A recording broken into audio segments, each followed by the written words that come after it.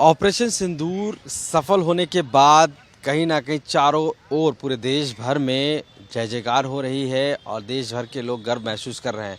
कहीं कहीं पर इसको लेकर सवाल भी उठ रहा है, कहीं कहीं सोशल मीडिया पर इसको लेकर कमेंट भी किए जा रहे हैं और कई तरीके की बातें। इसी बीच लखनऊ में फोर्स यानी कि आर्मी से रिटायर्ड डायरेक्टर ने एक मांग कर दी है और साफ कहा है कि ऐसा एक कानून बने जिससे कि देश प्रेम की भावना लोगों में जागे। और इसको मांग को लेकर अकेले ही उन्होंने इसके लेकर गांधी प्रतिमा पर पहुंचे, वहां पर अपना प्रदर्शन किया, मांग रखी अपनी। तस्वीरों में हम आपको दिखाते हैं कि यूएस श्रीवास्तव हैं जो आर्मी से यानी कह सकते हैं वहाँ से रिटायर्ड हैं और उसके बाद डायरेक्टर की पोस्ट से अब उन्होंने कई मेडल्स जीते, कई प्रकार के उन्होंने सेवाएं दी देश को।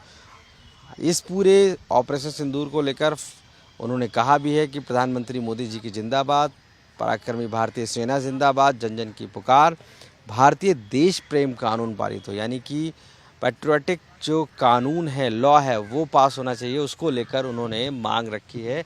हमारे साथ इस समय मौजूद हैं। ये बताइए युष श्रीवास्तव जी कि आप कहाँ से रिटायर हैं और क्या मांग है आप? कि मैं भारतीय सेना के बॉर्डर रोड्स ऑर्गेनाइजेशन विंग में डायरेक्टर पोस्ट से रिटायर हुआ हूँ और मैं अपनी मांग रख रहा हूँ, भारत सरकार से निवेदन कर रहा हूँ। मैंने प्रधानमंत्री जी को कल एक पत्र भी लिखा है कि हमारे देश में एक भारतीय देश प्रेम कानून लागू होना चाहिए।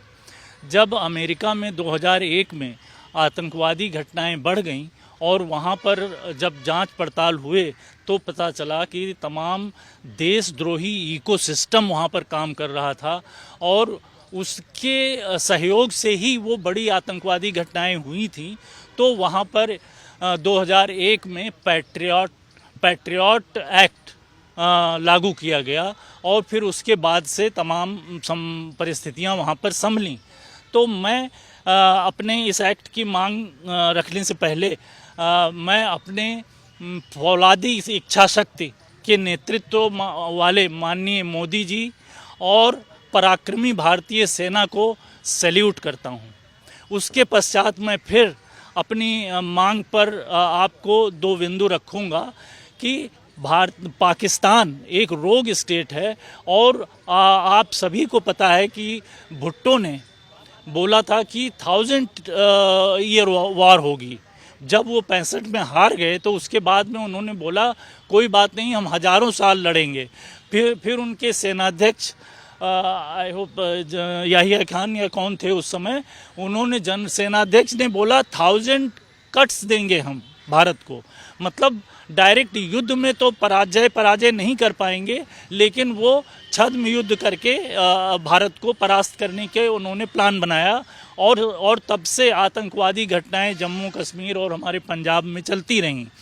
अब जब हमारे प्रधानमंत्री जी ने कड़े शब्दों में ये चेतावनी दे दी है पाकिस्तान को कि अगर अब कोई आतंकवादी घटना हुई तो इसे युद्ध माना जाएगा, तो अब पाकिस्तान की हिम्मत नहीं पड़ेगी कोई आतंकवादी घटना करने की, या वो 1000 बार सोचेगा अगर कोई आतंकवादी घटना करनी होगी।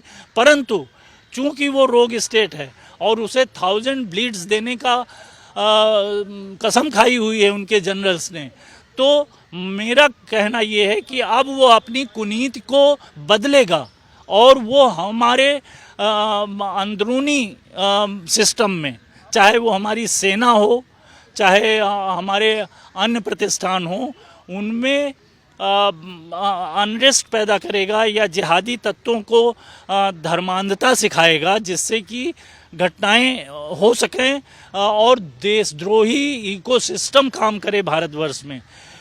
उसको काउंटर करने के लिए और हमारी जो वर्तमान कानून है उसमें वो इतने पुराने हैं और इतने लचर हैं कि आपने देखा कि जिन लोगों ने खुलेआम भारत तेरे टुकड़े होंगे का नारा दिया, वो आज राजनीति में एक भूमिका निभा रहे हैं।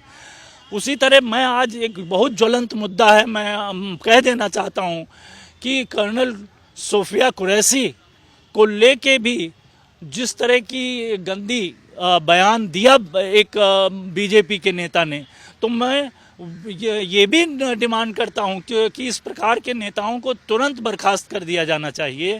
कि अपनी क्या मांग रहेगी, चूँकि आप जो भारतीय देश प्रेम कानून कह रहे हैं, क्या ये संभव हो सकता है और इसके पीछे की वजह जो आपने बताई है वो कितनी वाजिब है, क्योंकि ऐसा कानून तो क्या बनाने से कैसे रुक पाएंगी ये सारी प्रॉब्लम?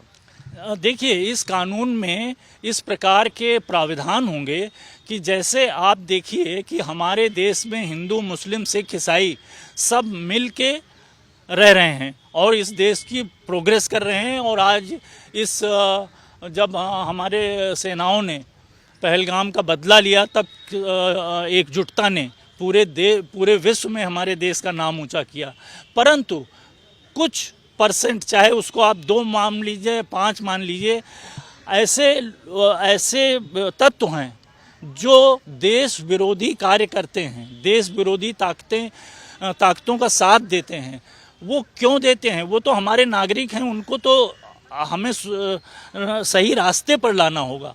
मैं मानता हूं कि उन्हें गलत शिक्षा दी जा रही है बचपन से। तमाम ऐसे वीडियोज़ और तमाम ऐसी ग्राउंड पे चीज़ें देखने को मिली हैं जहां पर एक धर्म को और दूसरे धर्म को बोला जाता है कि अगर इनको समाप्त करेंगे तो आपको पुण्य होगा। तो इस प्रकार की जो तमाम शिक्षा दी जा रही है, उनको आज के कानून रोक नहीं पा रहे हैं। जब ये देश प्रेम कानून लागू होगा तो वो शक्तियाँ, वो ताकतें या वो कार्य जिनसे कि देश विरोधी मानसिकता पनपती है, उस पर रोक लगाई जा सकेगी। तो आपने इसके लिए क्या पत्र लिखा है पीएम?